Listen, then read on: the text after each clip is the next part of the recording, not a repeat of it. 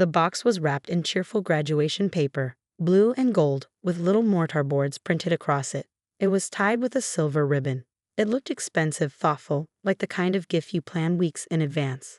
I was 22 years old, standing in my parents' backyard surrounded by aunts, uncles, cousins, and family friends who had come to celebrate my college graduation. Pre-med degree with honors. Medical school acceptance letter already framed in my dorm room. Admission to Johns Hopkins with a partial scholarship. 4 years of brutal organic chemistry, physics, biology labs, volunteering at hospitals, and studying until 3 in the morning. All of it culminating in this moment. My father handed me the box with a smile that didn't quite reach his eyes. There was something performative about it, like he was setting up a joke only he found funny. "Open it, Anna. Your real graduation present." I tore through the paper while everyone watched. The backyard had gone quiet, that expectant silence when everyone's waiting to see what someone received. I lifted the lid. Inside was a collection of cleaning supplies, spray bottles with bright yellow labels, microfiber rags in multiple colors, rubber gloves in size medium, a small mop head still wrapped in plastic, a scrub brush, and a bottle of industrial-strength floor cleaner. The scent of artificial lemon wafted up, sharp and chemical. The backyard went completely silent. "Start practicing," my father said loudly enough for everyone to hear. "This is your career, your real career." "David," my mother said softly, "that's not funny."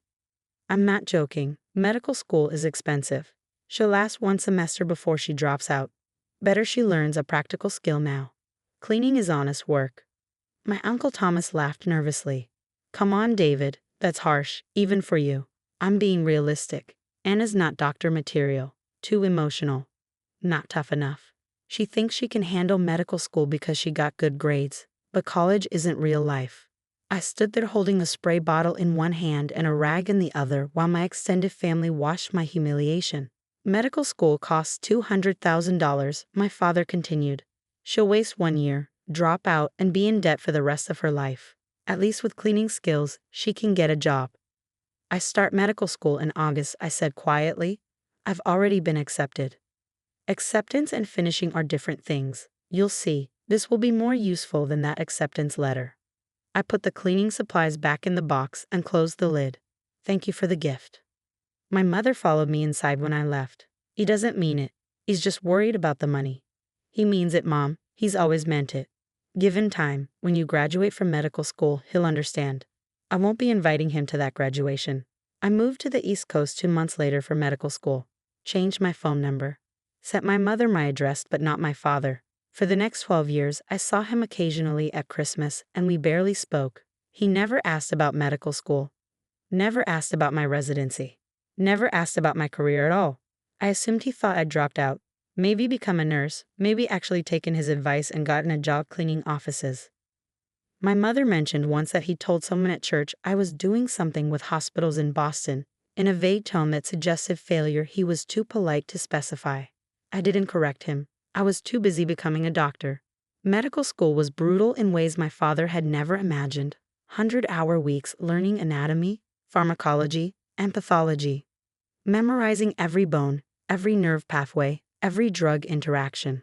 Constant exams where one wrong answer could mean the difference between passing and failing out. The pressure of knowing that mistakes in this field cost lives, not just grades. I finished top of my class, inducted into the Alpha Omega Alpha Honor Medical Society. Matched into a prestigious general surgery residency program at University Hospital, one of the most competitive in the country. 5 years of residency were even harder than medical school, 80 to 100-hour weeks, sleeping 4 hours a night if I was lucky, learning to make split-second decisions in the operating room. Holding people's lives in my hands while attending surgeons watched and judged. I specialized in cardiothoracic surgery during my final years, drawn to the heart and lungs, the most demanding and technically difficult field in surgery. 2 years of fellowship after that at Massachusetts General, becoming an expert, learning advanced techniques that most surgeons never master, publishing research on minimally invasive cardiac procedures, building a reputation among the small community of cardiothoracic surgeons in the Northeast. At 33, I became an attending surgeon. At 35, the hospital appointed me chief of surgery, the youngest in the institution's 120-year history. I oversaw 40 surgeons and 200 support staff. My department's annual budget was $80 million. My father knew none of this. He knew I had moved away, that I was doing something in Boston. My mother mentioned occasionally that I was still in medicine somehow, but she was vague about details because I'd asked her to be. My father never pressed for specifics. I assumed he didn't care enough to ask. Then his heart stopped working properly. Massive myocardial infarction on a Tuesday morning. His second wife called an ambulance. They brought him to University Hospital because it was the closest major cardiac center. I didn't know he was there until I reviewed the surgical schedule Wednesday morning and saw his name. David Morrison, age 67.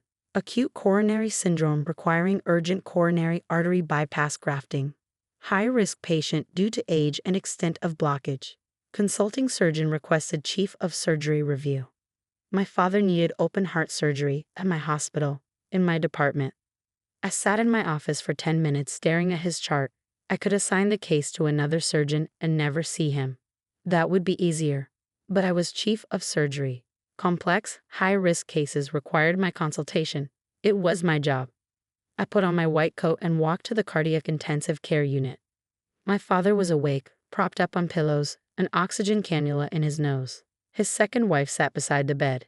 He looked older than I remembered, grayer, thinner, fragile in a way I never associated with him. I knocked on the doorframe. Mr. Morrison?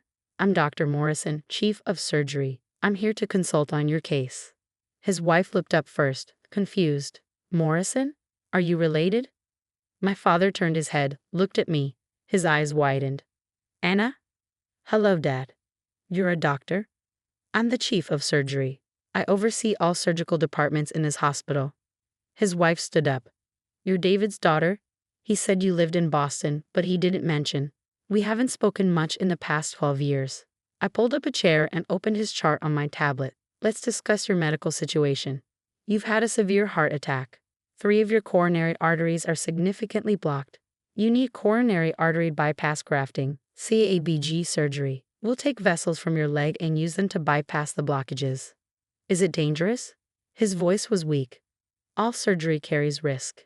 In your case, the risk of not operating is higher than the risk of the procedure. Without surgery, you'll likely have another heart attack within weeks, fatal this time. Will you do the surgery? Dr. Kumar will be your primary surgeon. He's an excellent cardiothoracic surgeon, one of the best in the country. I'll be supervising and available during the procedure. You're really a doctor. He said it like he was still processing. Chief of surgery. I've held this position for 2 years. His wife looked between us. David, you never said your daughter was a surgeon. I didn't know. I stood up. Someone from Dr. Kumar's team will be by this afternoon to explain the procedure in detail. Surgery is scheduled for tomorrow morning. Do you have any questions? How did this happen? Medical school, surgery, chief of surgery. You're 35 years old. 35 and 3 months. I graduated medical school at 26, finished residency at 31. Fellowship at 33. I've published 23 papers and received grants totaling $2.3 million for cardiac surgery research. My father stared at me. I thought you dropped out. You hoped I'd drop out. It would have proven you right. I checked my watch. I have a meeting. Dr. Kumar will take excellent care of you. I left before he could say anything else. The surgery the next morning took 4 hours. I watched from the observation gallery. Dr. Kumar's hands were steady, his technique flawless. My father's heart stopped, then started again on bypass. The grafts went in cleanly. The heart resumed beating on its own. Textbook procedure. Recovery was slower.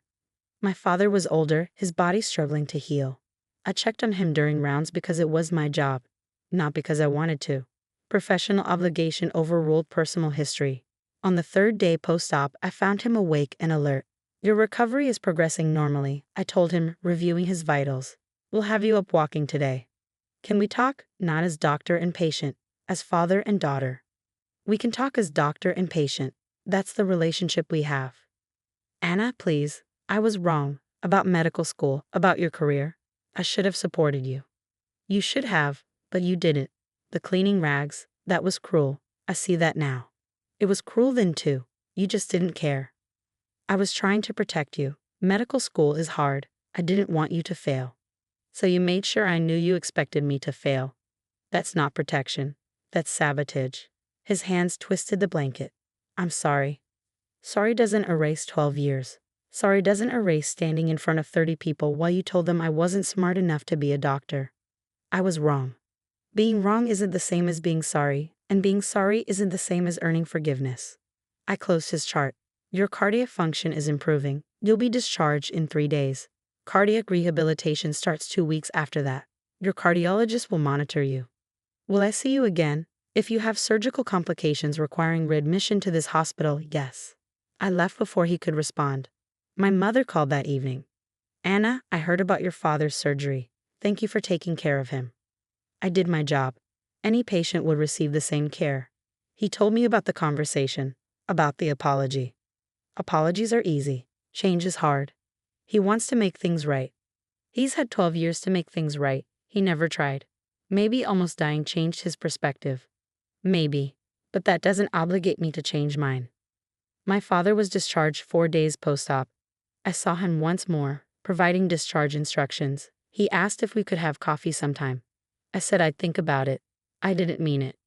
6 months later, I was invited to present research at the annual conference of cardiothoracic surgeons. 300 physicians. A presentation on innovative bypass techniques. It was being held in Boston. My mother asked if she could attend. I said yes. She asked if my father could come too.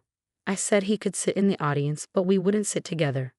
The presentation went well. Questions from colleagues, interest from other hospitals. Afterwards, there was a reception. My father approached with something in his hands, a small wrapped package. Can I give you something?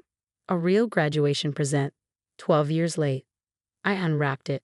Inside was an antique medical journal from 1923, leather-bound. Articles about early cardiac surgery techniques. Beautiful illustrations. It probably cost him several $100s. I should have given you something like this instead of cleaning supplies. I should have believed in you. Yes, you should have.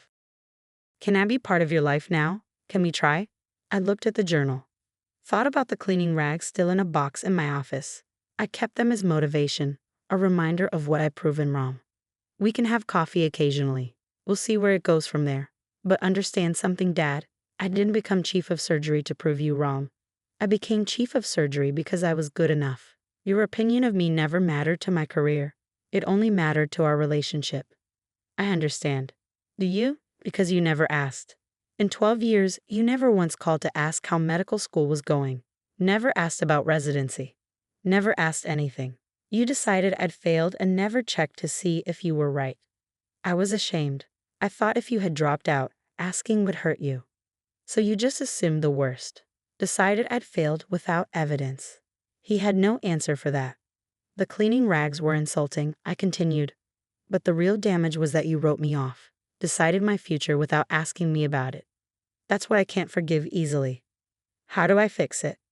Time. Consistency. Actually being interested in my life. Not just now that you know I succeeded, but genuinely interested. We did have coffee, monthly at first, then more regularly. He came to my award ceremony when I received the Hospital Excellence in Leadership Award. He asked questions about my research. Started trying to understand the daughter he dismissed. 2 years after his surgery, he visited my office at the hospital and saw the box of cleaning supplies on my shelf. You kept those. I kept them to remember. You gave me rags and told me to clean. I run an $80 million surgery department. I clean operating rooms, just not the way you meant. I was a fool. Yes, but you're trying to be better. That counts for something. It counted for coffee dates.